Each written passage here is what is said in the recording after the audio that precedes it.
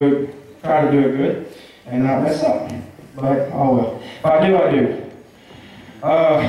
I'd like to talk to you guys about a story of forgiveness. When I was young, my parents got a divorce when I was about five years old, and that really took a toll on my life. Just thinking it was my fault that they got a divorce, and and really hating life. And about a couple of years from there, my mom married this guy. He was a alcoholic, drug user. He beat us up, beat the crap out of us. Yeah. And anyways, one day we were coming back from the liquor store to get his fifth, and see, we lived in the river bottom where no one was in sight. I think our next neighbor was like 3 miles away. Seriously. It was like Texas Chainsaw Massacre thing, you know what I'm saying? And anyways,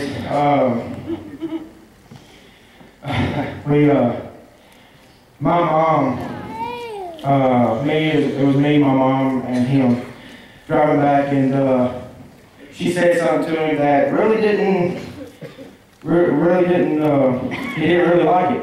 What she said, really don't remember what she said, but I remember him taking his fist and hitting her about 6 or 7 times in the face. And the only thing that she could do was pull the emergency brake so he could stop the car. And the only thing that I could do was to get out of the car, and I jumped out, and I ran, and to this day I could still hear her screaming, "Help, help me, someone help me."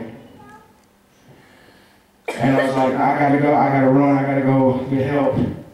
And so I go to the only neighbor that I could go to, and I was walking up, and he was building I don't know what he was doing, but he was outside, and I ran to him. I said, "Sir," I said, "my mom's getting beat by her husband to death.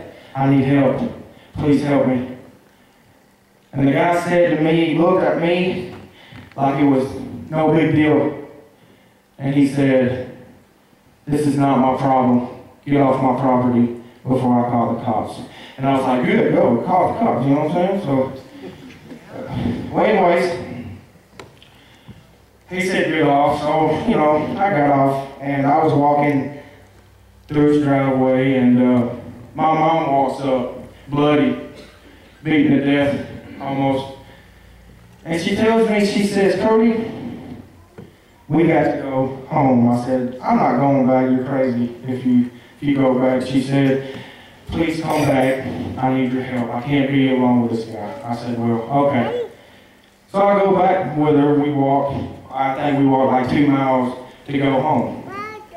And when we get there, this guy's passed out drunk.